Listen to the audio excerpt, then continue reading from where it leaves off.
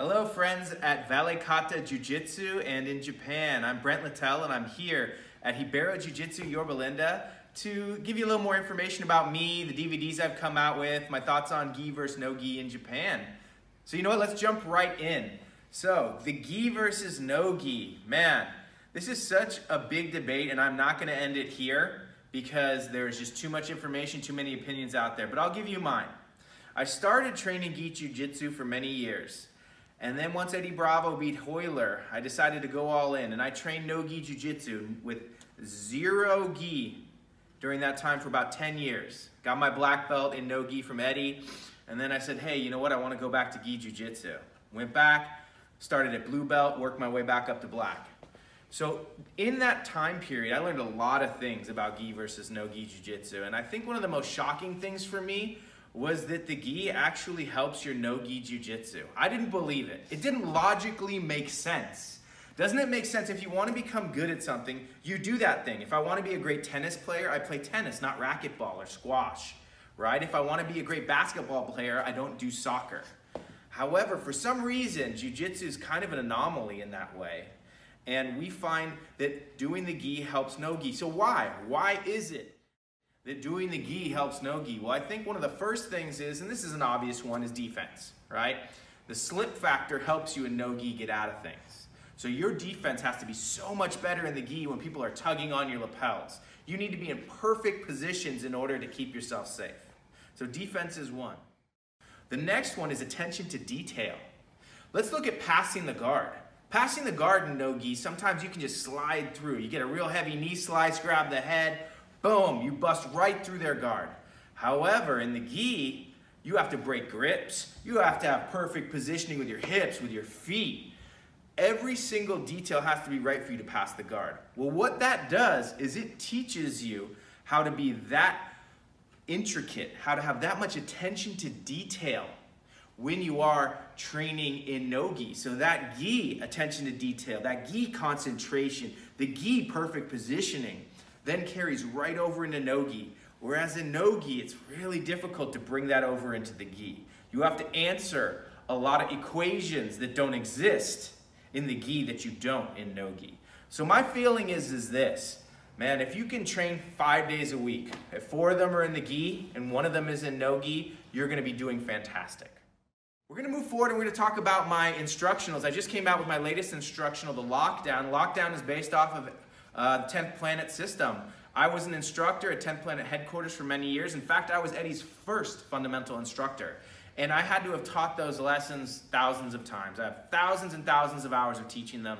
And I finally decided to put it on a DVD for everyone. And we've seen a great response. I think there's never been a DVD that's really honed in so much on Eddie's half guard, that lockdown position.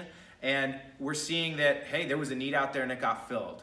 So we go over the electric chair, we go over the old school, we go over the half and half, and I actually added some other things from my gi jiu-jitsu like the reverse half guard that I had learned as well.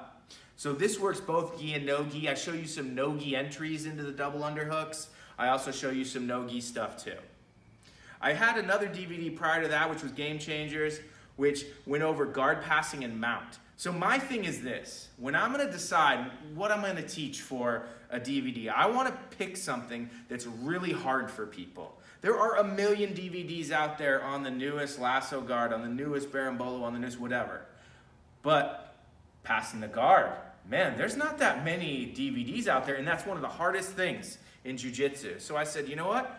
Mount escapes, passing the guard, there's not a bunch of information out there, but it's something I see people wanting. They come into class, how do I pass the guard? This guy has his leg here, what do I do? Or I'm stuck in mount, I don't know how to get out. He went into technical mount, what do I do? And I'm like, you know what, I wanna help everybody here. I wanna help the jiu-jitsu community. I wanna fill in this gap that's there. So I ended up creating a DVD for that. And that's actually the reason I came out with my first DVD too, which was the must-know side control escapes. Side control is the hardest position to get out of. People talk about mount, people talk about the back, but really, most people prefer to be in those positions. They don't want to be stuck in bottom and side control.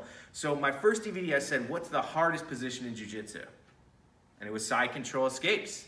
I said, I'm gonna make a DVD on it. I've systematized some of the escapes, so I'm gonna go ahead and take that system and give it to people. In the future, I'm actually going to come out with another couple DVDs. I have some ideas. I don't want to say them on here because people might steal them. But they're also going to be some of the hardest positions in jiu-jitsu. My goal is to go to the places people don't want to go. People want to teach guards. They want to teach a lot of the fancier submissions, but they don't want to teach, man, how to keep your frames, right? Those sorts of things. That's what I want to do. I want to teach you the stuff that's going to help you tomorrow, not the fancy stuff that sells you know, YouTube ads and videos to beginners who don't know what they're looking for. I want black belts to want to buy my stuff because they're like, yeah, I need to fill in that gap. So I know some of you were curious about Japan and my thoughts on Japan. I love Japan. I've never been. My family used to live there. My grandfather and my grandmother lived in Japan for many years, and I would love to go there. The only thing that's been stopping me has been my wife.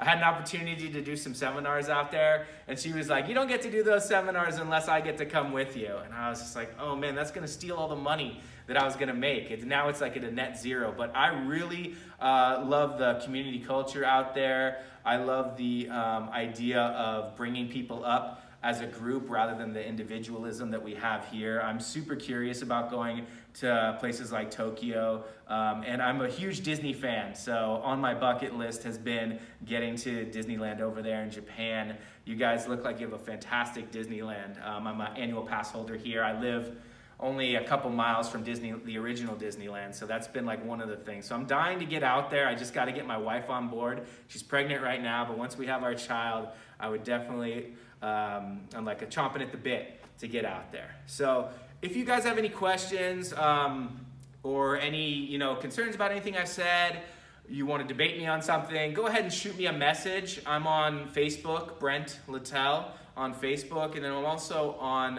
Instagram with my team. You can look up Hibero Jiu-Jitsu Yorba Linda, and I'm pretty quick to answer you guys. I really appreciate everyone who ever buys anything from me or communicates with me, so I always try and get back to them. So hello again from Hibero Jiu-Jitsu Yorba Linda. I hope to be saying hello one day from Japan, and I hope that some of the stuff I teach helps you guys. Let me know, and let me know if you have any questions on it. Thank you. ハロー、ブレント・リテルだ。今回は私の最新教則 DVD ロックダウンを紹介するよ。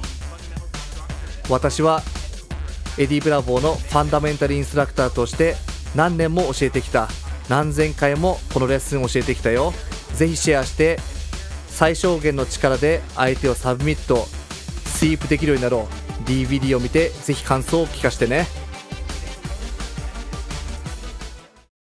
I'm Brent Littell. I'm a black belt in 10th Planet Jiu-Jitsu and under Gracie Baja. I was an instructor at the headquarters for 10th Planet Jiu-Jitsu and an instructor here at Gracie Baja headquarters.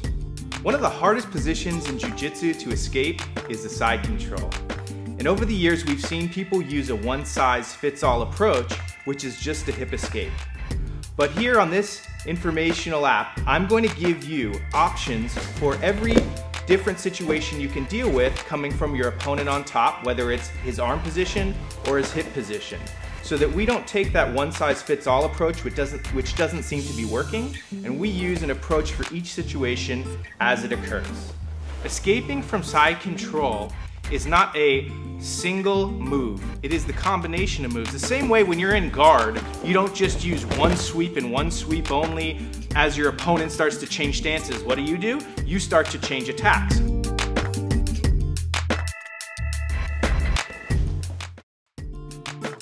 We're going to look at the most basic self-defense and sport of escape from the mount, which is the upa. We're going to take a look at some of the finer details that help you to get a heavier opponent off of you. So the first thing is connecting him to me. And the way I do that is with my elbows. Now, I don't try and just roll him that way, because his hand, if he's really good, he can post. I do that by bumping forward, hands on the mat.